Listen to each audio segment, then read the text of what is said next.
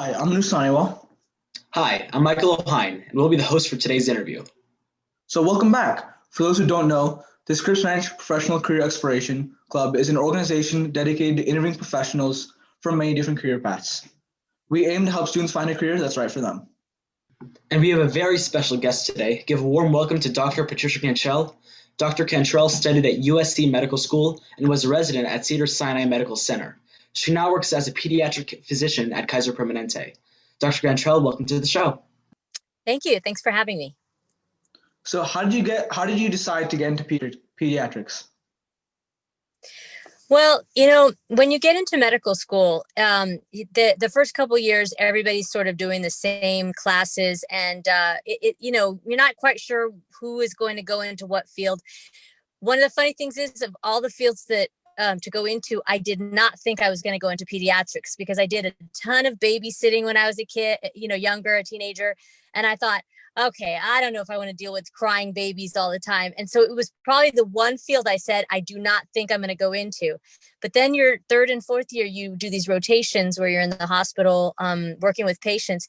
And I think that, I just had this knack for it, partly maybe because I dealt with babies a lot when I was younger. And I just I could sense when they were hurt. I just felt like that calling, like really, once I did that rotation, I'm like, this is awesome, and I had done a bunch of other rotations and, surgery and internal medicine and all these other fields. And I loved pediatrics. I loved every minute of it. So it kind of was a calling. Awesome. So what would you say are the most important traits for a pediatrician to have, just in general?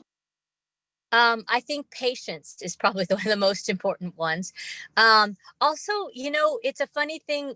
A lot of pediatricians are very lighthearted and fun-loving, and because you just never know what's going to come into your office, and if you can have fun with kids and make it lighthearted, I mean, the kids love it, the parents love it, and so that was one thing I noticed on my rotations with the other doctors, that the pediatricians, they just love to joke around and have a good time, and in addition to being serious too. But yeah. All right, so what are some positive study habits for college students, medical students, and residents to develop? So positive study habits, I would say pace yourself. Everybody, it's interesting. There's kids who go through high school and they don't even need to study at all. They study barely, just a little bit, and they get by.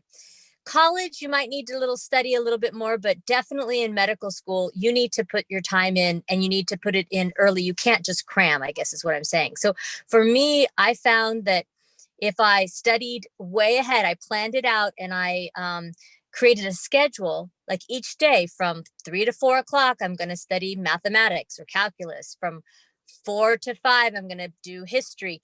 And I had goals for each day. And my goals were usually pretty long. So I'd have like 10 goals. Maybe I'd get through 5 of them, but at least I got through those 5, and then the next day I do the goals 6 through 10. I'd put that at the top of my list. So I think making lists was key, and not procrastinating, because if you know your material down cold, like you are not just trying to learn it the night before the test, you're going to do well on that test, because the night before you're just going to be reviewing. So the key is plan ahead and try to get it done, like pretend like the test is the day before, so that you're all ready to go. Then the night before, all you're doing was reviewing. You're not just trying to learn material. I think that's key.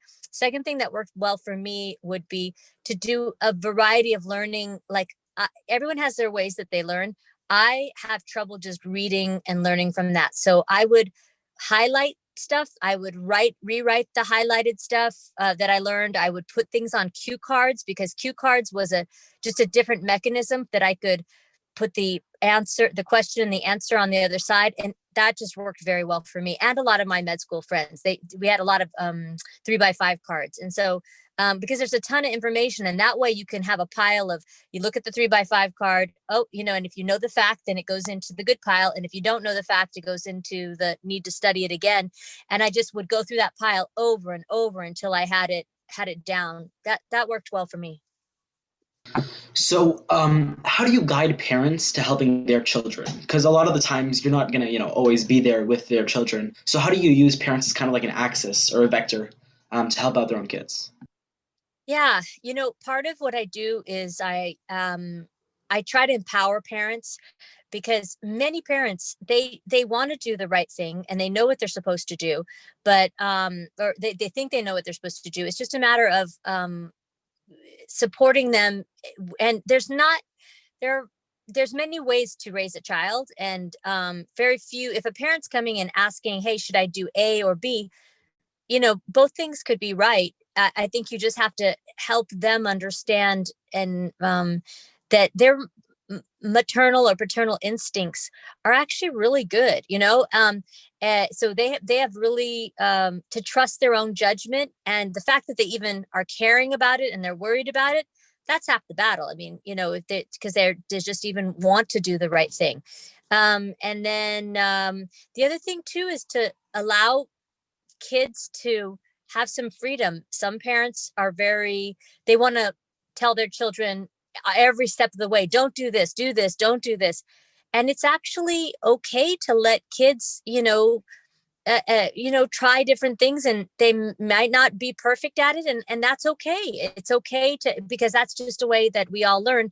However, I think parents mean well, and they just they want everything to be perfect for their kids. And so they want to just, do everything or do the right thing all the time, or have their child do the right thing all the time. And I think it doesn't have to be as strict or restrictive, you know what I mean? And so I'll give parents websites to go to, trustworthy websites. And more so, I think I like to ask the parent where they're coming from, rather than just say, well, you need to do this. I like to see, well, what are your feelings on that? Because some ways that you would take care of in one family, we might do it differently in one problem or issue. Yeah. So you have to kind of go with the family's values too. So how do you prevent physician burnout? I think that find whatever your balance is, and your balance as a doctor differs with each person, right?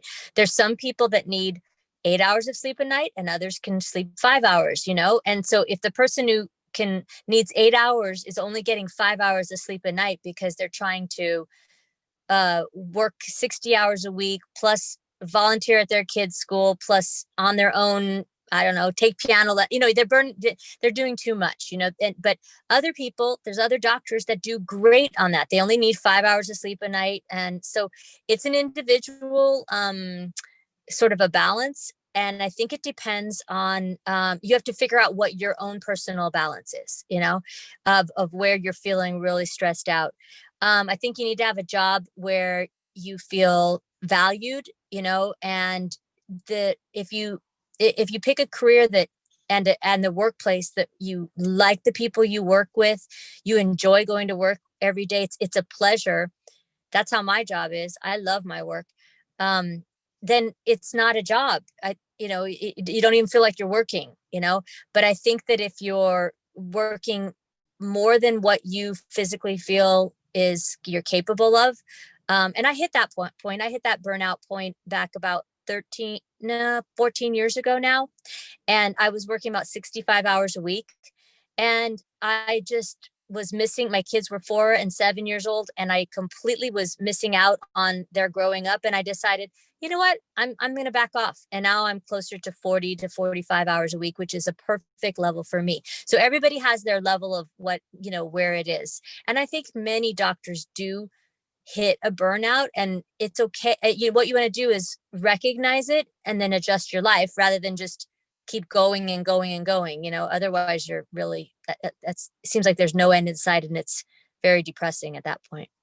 So and have a balance. Do stuff besides medicine. You know what I mean? Like, besides being a doctor, play tennis, ride your bike, go swimming, do artwork, whatever it is that you like. So what's your take on specializing, subspecializing, and all that as compared to, like, say, general surgery? Yeah. So basically, you've got your whether you're in medicine, so internal medicine or pediatrics, and then those specialties, those are like the medical fields, and then they have their subspecialists of nephrology or gastroenterology or cardiology.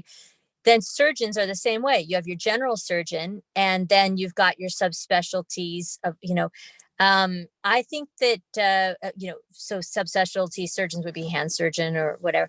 I think that it's it's your calling. Again, for me, I liked every single specialty I did. When I did gastroenterology, I loved that. When I did pediatric dermatology, I loved that. And then I kind of realized, wow, I like all these things. And that ended up being general pediatrics. So that was the perfect fit for me, because I don't think I would have wanted to give up taking care of kids and their skin issues if I ended up being just a gastroenterologist, like a stomach, GI doctor. So I think that, but people, again, if you do it and you just love it, I think that's a great thing. But I think you also have to, economics plays a key. If you've got a lot of debt, school debt, you might not. For pediatrics, it takes 3 more years to do a subspecialty, like let's say endocrinology. If you want to be an endocrinologist, you do 3 years of pediatrics and 3 years of endocrinology. You don't make any more money than you do as a regular pediatrician. Okay. And you would think you have double the schooling, you'd get at least more pay, and you don't. And so so that some specialists that that might, if you loved endocrinology, then do endocrinology, but you're going to do 3 more years of residency at lower pay. But if you love it, do it. I always say, do what you love. Don't worry about, the money. As far as something that's nice, internal medicine, for as an adult or family practice, there's a lot of information in there. And I think that many doctors find it overwhelming, of how much you need to know and be an expert at. So as a internal medicine adult generalist, I think I would subspecialize, because it's a smaller amount of material that you need to know, and you become really good at it, and you just don't feel overwhelmed. I think that the family practice internal medicine doctors sometimes can be overwhelmed with all that they have to take care of in one visit, where the subspecialists are given more time many times to deal with the same problem that, they're only given 15 minutes with the general doctor and 45 minutes with the specialist. So that's kind of nice for the specialist. Yeah. So what techniques do you use to connect with your patients? So I think that first of all, the main thing is to try to hear from them why they are there, and hear them out as much as possible. I think many patients become very frustrated when, the doctor just presumes they know what's going on, or, they're not really letting when the doctor doesn't let the patient fully explain their problem and ask all their questions. Now their questions or what they feel is going on might be completely wrong, but at least if they got it out there, then they feel like they were heard. So that's the first thing. Patients they want to know that you listen to them. The second thing is they want to know that you care about them. So this sounds crazy. You might be with the best doctor, like somebody that was top of their class, and they're brilliant and they read up all the best articles. They're well read. They know what they're talking about. But if that doctor doesn't make the patient feel like they were listened to, and that if that doctor doesn't portray that they truly care about that patient's going to think they're not a good doctor. And they might be a fantastic doctor, and that patient might not do anything that doctor says because they don't believe them, because they didn't connect with them. And so connecting is so valuable. And, so caring about the patient and showing that you care and listening, I think that's the most important. Yeah, those are the most important things. So what is your stance on the whole, public versus private practice debate? So I used to work at USC, which is a county hospital. And the problem with a system like that is there's no checks and balances for in a public setting like that. And so there's no competition, I guess is the word. And even the checks and balances, just the way it is, if somebody's not doing a good job, very difficult to fire them. That's public. And private practice, you get to control what you're doing. The There's a different debate though, that if you're asking about should if you're talking about like should there be some sort of a universal health care, because I don't know if you're asking about, were you asking a little bit kind of about that universal health care, like should everybody have health care? No, but it's a good point to bring up because that is a very big debate, a lot of men. Yeah. And so people think that having everybody have healthcare means socialized medicine, which is like the county hospital. I used to, after I worked at county hospital, I thought to myself, my gosh, I'm going to always have insurance, so I never get stuck at a hospital like the county hospital. So, but then again, we provide care, but for a set population, and people pay into that set insurance, and then we provide that care for them. When we were the only game in town 50, 60 years ago, we were more like socialized medicine. And I'll be honest with you, I don't think Kaiser was as good as it is now. But then what happened is competition came. The other medical groups in San Diego, Sharp and Scripps, started like bringing their A game, and we were like, oh man, the people, they're leaving and they're going over to these other insurances.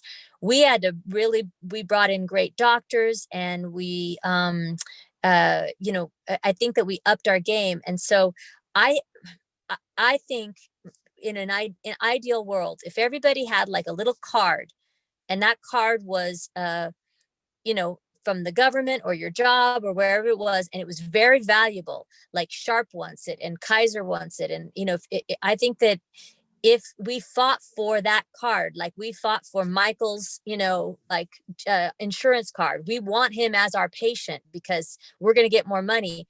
Then you've got competition. You've got we're going to keep improving ourselves because for the sake of the patient. That's one part. Another part about public-private. The problem that I find with some private insurances they are for-profit. And I have trouble with for-profit because if you as a doctor are trying to make so much money off of your patient that you get paid and then also your investors get paid, I don't know, there's kind of a conflict of interest there. I think doctors should do the right thing because it's the right thing to do, and be cost conscious, but basically, not have it. I've seen where in private practice, some doctors don't order that CAT scan on the patient or the MRI because it's going to come out of their pocket. And so then the patient doesn't get that test because it's going to come out of their expenses. And then you're not giving good care. So doctors and nurses need to just their job is to give good care and get compensated for it. But how I treat you with good care should have nothing to do with my compensation. Does that make sense? Yeah. So the public-private is kind of interesting. So there's, that's my concern with the private and where we're going with private insurance is, I'm not, you have to be careful with that profit type thing because, you want to make sure you always do the right thing for the patient. That's what I feel. So how does pediatrics compare to the rest of the specialties? So pediatrics, I think is, it's a labor of love. The people who go into it, they're not going to it for the money. Of all the specialties, it's probably paid the least. But we still have plenty of people who want to go into it because, it doesn't matter. You're going to be a doctor. You're going to get paid fine. Don't worry about that. It's just so rewarding with the kids and the families that I think that, like I said, it's definitely a labor of love. And it's really neat to take it changes because you're dealing with a baby at first, all the way up until they become 18 years of age.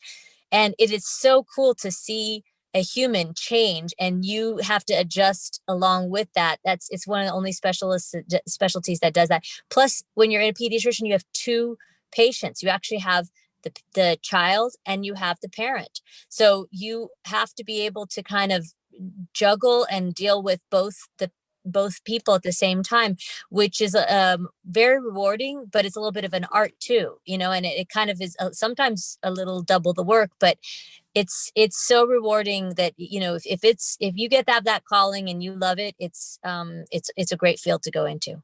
Yeah, it's definitely one of the more social medical fields where a lot of people who enjoy making connections and building relationships, that tends to be a better fit than a lot of the other branches. So you kind of got started on the last question a little bit, but would you mind giving us an elevator pitch on why people should become pediatricians?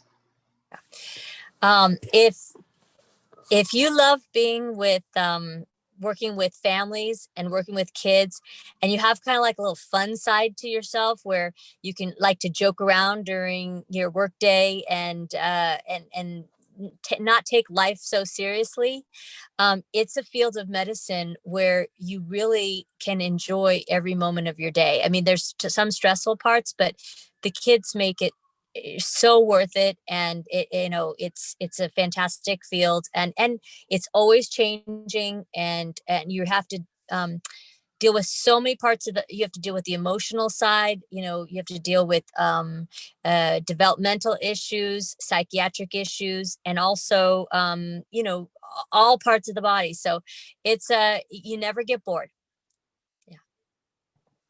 Wow, that was such an insightful interview. Dr. Cantrell shared some incredibly perceptive advice about being a pediatrician. We hope you learned as much as we did. A huge thank you to Dr. Cantrell for joining us today. We are SRPC and we hope you enjoy. Bye-bye. Thanks for joining. Bye-bye. Thank you.